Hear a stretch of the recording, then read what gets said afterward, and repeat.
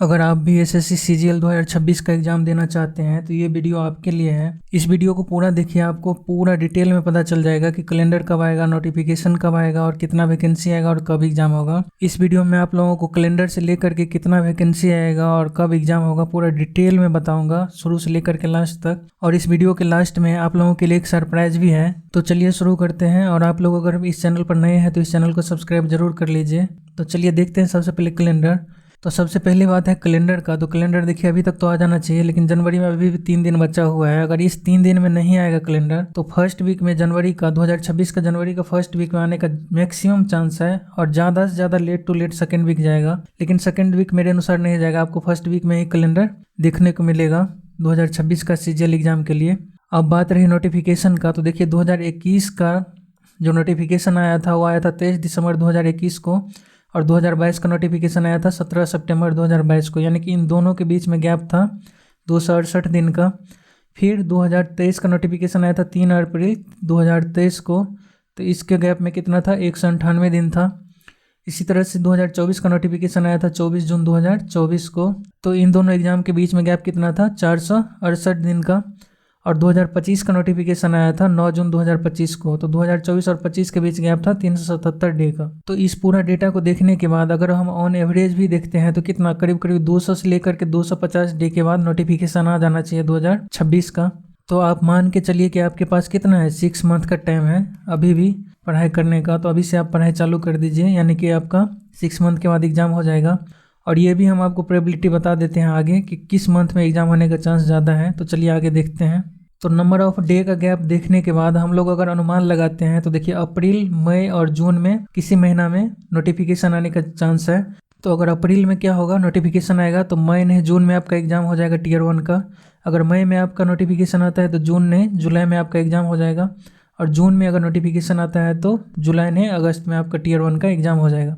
लेकिन आप अगर हमको पूछिएगा तो इसमें आपका आने का चांस बहुत ही कम है। अप्रैल में या तो आएगा, मई में आएगा आपका, इसमें आ जाएगा नोटिफिकेशन, नहीं तो मैक्सिमम टू मैक्सिमम जून में जाएगा। लेकिन ज़्यादा चांस है कि मई में आएगा।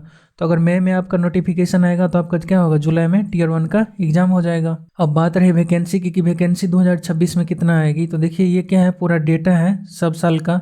जैसे कि देखिए 2018 में कितना वैकेंसी आया था, 11,271। फिर 2019 में 8,000, 2020 में 7,000, 2021 में 7,000, फिर 2022 में 37,000। इस साल सबसे ज़्यादा वैकेंसी दिया था। इतना ज़्यादा वैकेंसी अभी तक फिर नहीं आया है 10 साल के अंदर में। 2023 में आया था 8,000, 2024 में देखिए कितना आया था, 17,000, और 2025 में आया था 14,000। तो हम लोग अगर लास्ट 2 ईयर का वैकेंसी देखें तो देखिए प्रीवियस के कंपेयर में, इसको छोड़ दीजिए ये तो एक्सेप्शन था, इस सब के कंपेयर में क्या हुआ है, लास्ट 2 ईयर में वैकेंसी बढ़ा ही है। तो अगर ऑन एवरेज भी हम निकालते हैं तो कम से कम हम मेरे अनुसार 12 से लेकर के 15,000 वैकेंसी तो आराम से आना चाहिए। इससे बढ़ भी सकता है, लेकिन इतना तो फिक्स है कि 10,000 प्लस, 10 के प्लस तो आएगा ही आएगा। तो आप लोगों के लिए भी एक अच्छा मौका है। 10,000 सीट सीजीएल का एग्जाम में आना कम नहीं है। तो आपको अगर प्रिपरेशन स्टार्ट करना है तो अब ये से कर दीजिए और जी जान लगा दीजिए अगर आपको एक सीट चाहिए तो। अब बात रही फॉर्म फिलअप कब होगा। तो देखिए जनरली नोटिफिकेशन के 20 से लेकर के 30 दिन के बाद क्या होता है, फॉर्म फिलअप चालू हो जाता है। और पहले मैं आपको बता भी दिया कि नोटिफिकेशन कब आएगा। तो नोटिफिकेशन से 20 से लेकर के 30 दिन के बाद क्या होगा, आपका फॉर्म फिलअप स्टार्ट हो जाएगा। अब बात रही सिलेबस का। तो सिलेबस में देखिए इसमें 4 सब्जेक्ट से क्वेश्चन आता है, ये सब तो आप लोगों को मालूम ही होगा। मैथ से भी कितना आता है, 25 क्वेश्चन आता है। रीजनिंग से भी 25 क्वेश्चन, इंग्लिश से भी कितना, 25 क्वेश्चन, और जीके जीएस से भी 25 क्वेश्चन। और सारा क्वेश्चन होता है 2-2 मार्क्स का। तो टोटल कितना हो गया, 200 हमारी 100 क्वेश्चन हो गया, टोटल 200 मार्क्स का एग्जाम हो गया।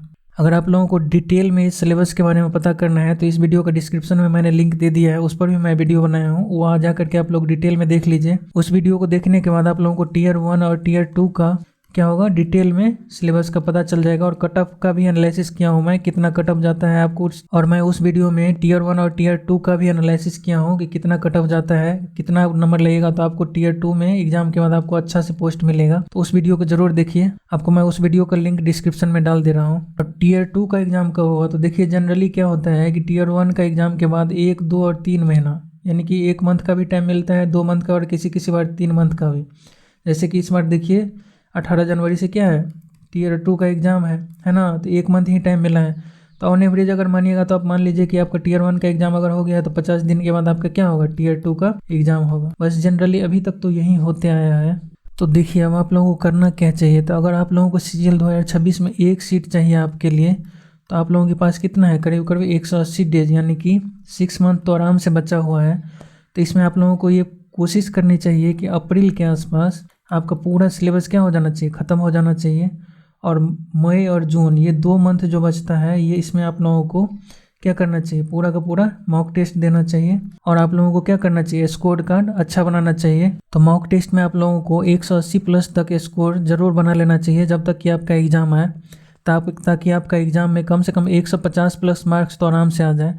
अगर आपका टीयर 1 में 150 प्लस आ जाता है तो आपका टीयर 1 आराम से क्लियर हो जाएगा। अब देखिए सरप्राइज़ क्या है कि मैं इसी चैनल पर आप लोगों के लिए रीजनिंग का पूरा टीयर 1 से लेकर के टीयर 2 तक पूरा का पूरा बेसिक से लेकर के एडवांस तक आप लोगों को पूरा का पूरा रीजनिंग फ्री में मैं यहाँ पे पढ़ाऊँगा।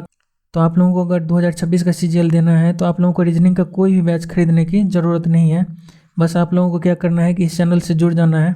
मैं आप लोगों को धीरे धीरे करके पूरे का पूरे रीजनिंग पूरा बेसिक से लेकर के पूरा आप लोगों को टीयर 2 तक में जितना एडवांस तक का रीजनिंग पूछा गया है अभी तक, सारा का सारा प्रीवियस ईयर का भी सोल्व करके दिखाऊंगा और सारा का सारा रीजनिंग सोल्व करूंगा। और आपको मैं मार्च से लेकर के अप्रैल तक पूरा का पूरा सिलेबस रीजनिंग का क्या करूंगा, ख़त्म कर दूंगा। और टीयर 1 से लेकर के टीयर 2 तक आप लोगों को मॉक भी मैं लगवाऊंगा। तो इसलिए इस चैनल को सब्सक्राइब कर जाइए और इस चैनल से जुड़ जाइए।